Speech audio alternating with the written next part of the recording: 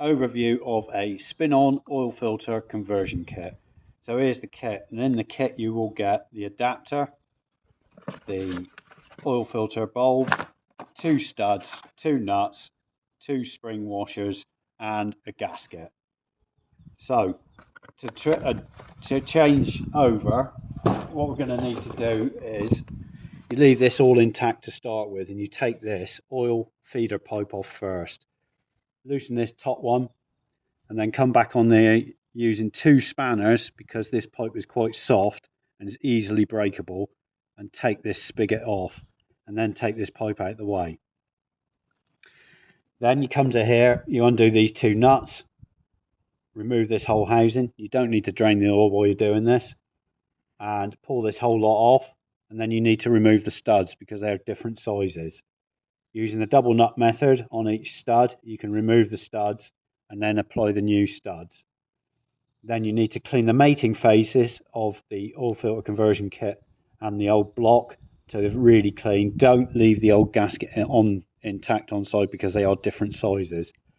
Clean both sides completely, apply the new gasket, fit the conversion lid on top,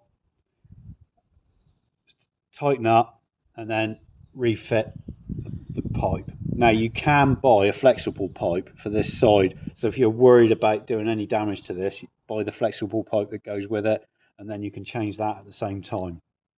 Once you've done that, you prime the original bulb that comes with the kit, 3/4 full of oil, and then screw it on, no tighter than hand tight, and that's how you do the conversion. But why would you do it?